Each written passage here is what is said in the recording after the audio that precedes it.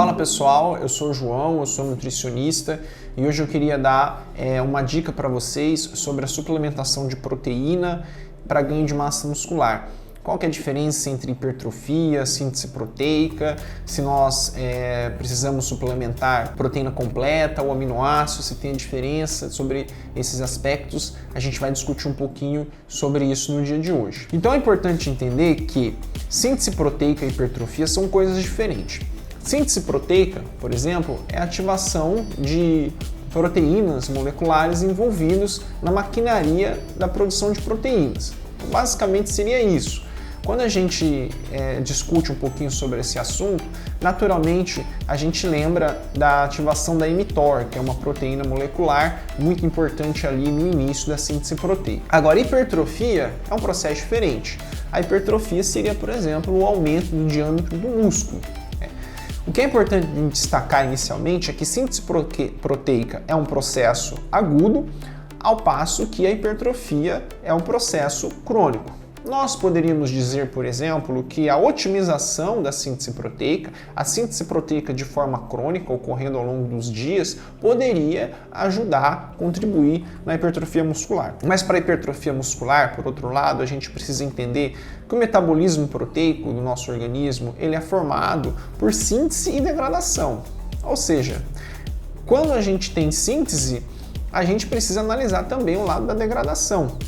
A partir do momento que a gente tem a síntese maior que a degradação, isso leva ao balanço proteico positivo e isso pode ajudar no processo de hipertrofia a longo prazo. Por que é importante a gente entender isso? Porque suplementos, estratégias nutricionais que aumentem a síntese proteica não necessariamente vão ajudar o indivíduo no ganho de massa muscular a longo prazo. Então, para a gente observar, para a gente entender, para a gente concluir que alguma estratégia nutricional é boa, a gente tem que analisar estudos que investigam o ganho de massa muscular a longo prazo.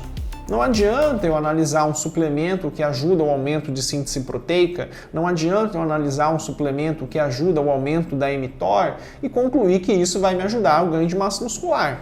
Não. Para isso, é importante investigarmos estudos crônicos que investigam, através de métodos de composição corporal, o ganho de massa magra. Tudo bem? Parece um assunto muito simples, mas não é. Por exemplo, quando nós vamos na literatura científica, nós vamos encontrar estudos que observam, por exemplo, que a suplementação de aminoácidos isolados podem ajudar no aumento da síntese proteica. Ou, por exemplo, nós vamos encontrar estudos mostrando que a suplementação de proteína pós-treino pode ajudar no aumento da síntese proteica. Alguns estudos também mostram para nós que a fonte de proteína acaba sendo importante para estimular a síntese proteica. E por fim, também temos trabalhos na literatura que mostram que a quantidade de proteína por refeição pode ajudar no aumento da síntese proteica. Quando nós olhamos todos esses estudos, a gente pode tentar concluir, então, que aminoácidos, quantidade de proteína consumida por refeição, momento de consumir a proteína depois do treino, pode ajudar no ganho de massa magra. No entanto, para realmente concluir se isso acontece, nós precisaríamos olhar estudos que não investigam a síntese proteica, mas que investigam a hipertrofia a longo prazo. E isso é um aspecto muito curioso, porque quando nós pegamos esse tipo de trabalho científico, a gente observa que fonte proteica, quantidade de proteína por refeição e o momento a ser consumida a proteína tem um impacto muito pequeno no ganho de massa muscular.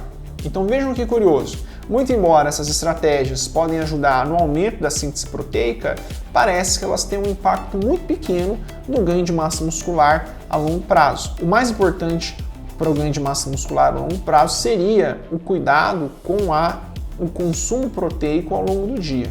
Então, atingir as recomendações proteicas diárias parece ser o mais importante para a hipertrofia muscular. Esse assunto ele é muito importante, porque se eu sei que o consumo proteico ele é o mais importante para a hipertrofia, eu não vou me preocupar, por exemplo, em utilizar um suplemento imediatamente após o treino, porque eu sei que essa variável não é a mais importante para a hipertrofia a longo prazo. Se eu sei que a síntese proteica acaba não necessariamente se traduzindo em hipertrofia a longo prazo, eu preciso tomar um pouco de cuidado também com a suplementação de aminoácidos isolados.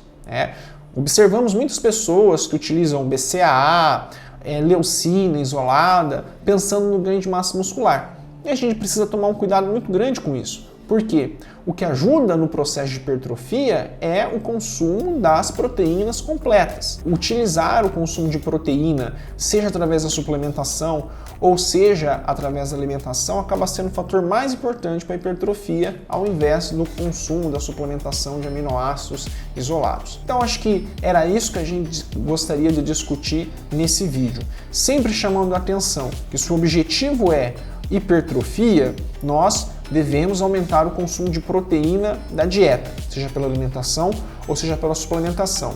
E variáveis como suplementação de aminoácidos isolados, quantidade de proteína por refeição, o momento a ser consumido essa proteína e até mesmo a fonte, tem um impacto muito pequeno no ganho de massa muscular a longo prazo, quando o indivíduo já consome as quantidades de proteínas adequadas durante o dia. Tudo bem? Então muito obrigado por ter assistido esse vídeo. Se vocês gostaram do vídeo, não esquece de deixar o like e se inscreva no nosso canal para receber mais informações como essa. Muito obrigado.